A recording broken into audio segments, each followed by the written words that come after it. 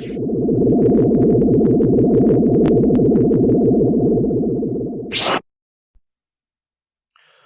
up guys, welcome back to the channel, and today I'm back to you with another video. And this time I'm back to you with another ranking. For this ranking I'll be ranking my top 10 favorite Star Wars characters of all time. And I'm going to go in numerical order this time. I'm not going to use the tier system. Starting number 10, go all the way down to number 2, and then when I get to number 2 I'm going to do my honorable mentions, and then after my honorable mentions I'll name my number 1 favorite character. This will also be the same format I'm going to use for my 3 other ranking videos. I'm next going to do my top 10 worst characters, top 10 overrated characters, and I'm going to do my top 10 underrated characters. So first, let's start off with the top 10, my top 10 favorite Star Wars characters of all time. Coming in at number 10, I have Palpatine. Now, Palpatine is the mastermind, like villain with all 3 trilogies technically. He orchestrated the entirety of the Clone Wars. He ultimately ended the Jedi Order. He created the Galactic Empire, and he ultimately created Darth Vader as well. Now, Palpatine is number 10 on this list because he doesn't really have any backstory, any depth to him. Really met him. We know that episode 1, and by then he was already a senator in his 60s, maybe even 70s. And by that time, we didn't really get much of his backstory. We got a little Revenge of the Sith with him talking about Darth Plagueis and how his apprentice killed him, which was obviously him. But because he orchestrated, he's a mastermind behind everything. Palpatine is number 10. At number 9, I have Chewbacca. I mean, is there much more to say about him? I mean, he's Chewie. He's likable. He's Han's best friend, and I mean, he's Chewie. Like, what more do you want me to say about him? At number 8, I have Yoda. Now, I would rank Yoda higher, but when it comes to episodes 1 and 2, I didn't particularly like Yoda that much. I didn't think it was a good character. However, in Revenge of the Sith and Empire Strikes Back and Return of the Jedi, I thought he was a really good character, specifically in Empire Strikes Back. I mean, in the original trilogy, he was wise. He would say, it's not all about muscle mass, it's about your connection with the Force and your concentration.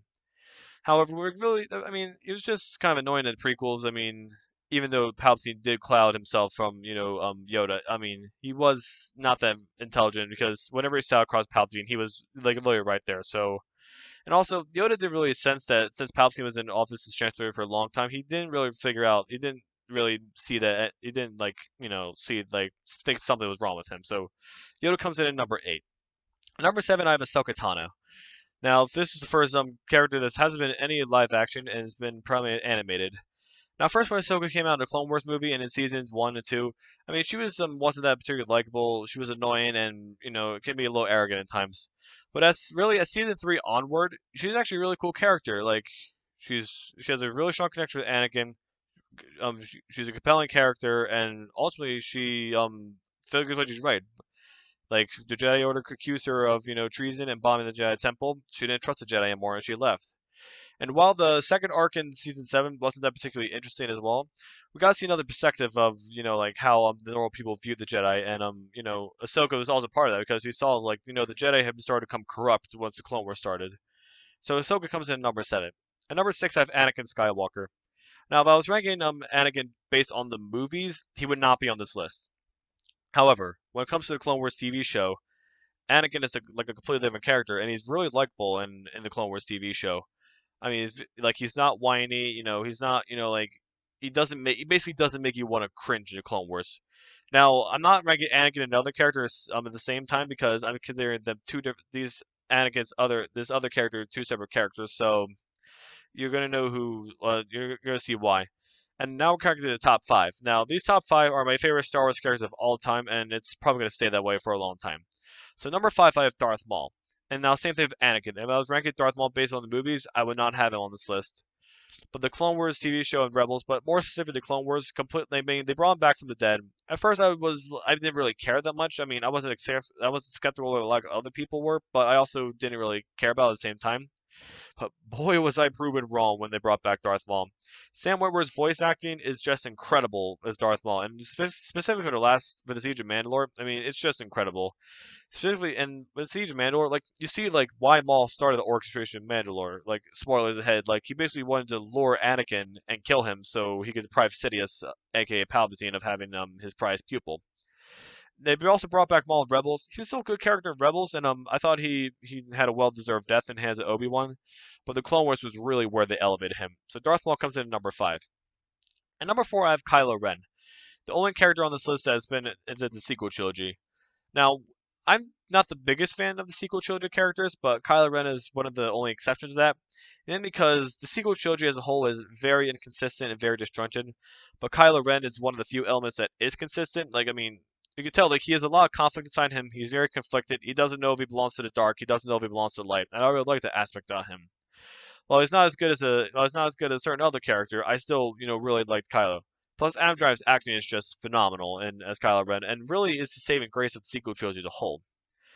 How I see the sequel trilogy is that if you view the sequel trilogy from Kylo Ren's perspective, it makes the sequel trilogy much better than if you view it from the hero's perspective. Because I think not doing the sequel trilogy from Kylo's perspective was like a mistake, a big missed opportunity.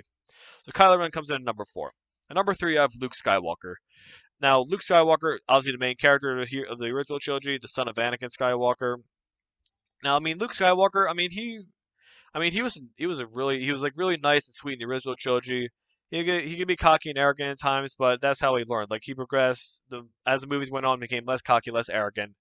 By the time Return of the Jedi came around, like he was he was a good character. He resisted the dark side, and that really was the triumphing moment in that movie.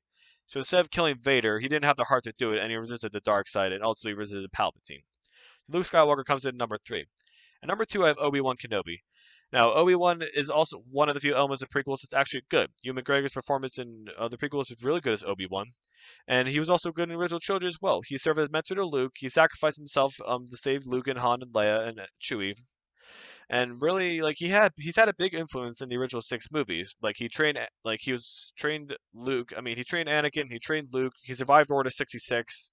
Like he went into hiding to protect Luke, and he ultimately was the first Jedi in a millennial to defeat Darth Maul, who was a Sith Lord.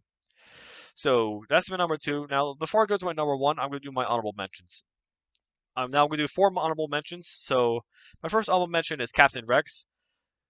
I mean, Captain Rex, like just like Ahsoka, was purely in the Clone Wars and Rebels, and he was like, as time went on, he was really likable. He's a likable character. And D. Bradley Baker's voice acting, like Sam Witwer's voice acting, is incredible. But it's even more in the case of D. Bradley Baker because like he voices all the clones in the show, and he makes each clone feel different, even though they're genetically identical. So Rex is my first honorable mention. My second honorable mention is The Mandalorian. Now the reason I don't have him in a top 10 list is that we only got one season of Mandalorian, so we don't really know much about him. So we just don't have much information about him. But at what we've seen so far, he deserves an honorable mention. My third honorable mention, Baby Yoda. I mean, he's Baby Yoda. We're probably going to learn a lot more about him in the coming seasons. I'm really looking forward to it. My last honorable mention is R2-D2.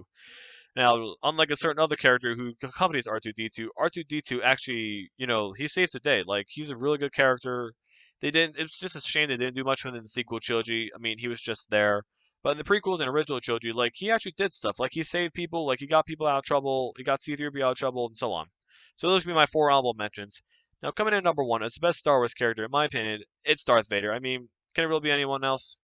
Now, like I said before, in this ranking, I am treating Darth Vader and Anakin as 2 separate characters. If I weren't, then I would put both of them number 1. But I mean, Darth Vader, he's the most iconic villain of all time in all of cinematic history. And I mean, like, what more do you need about him? He's also a tragic character like Kylo Ren. But when it comes to Vader, his redemption was, I think his redemption was more meaningful because he was trying to save his son.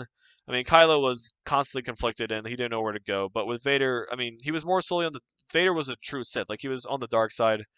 But when Luke was getting tortured by Palpatine, like, he turned back to Anakin and he saved the day. And I really appreciate that. So, guys, that's going to be it for this video. That's going to be my top 10 favorite Star Wars characters. Stay tuned for the next video, which will be my top 10 worst Star Wars characters. Have a great day, guys. Bye.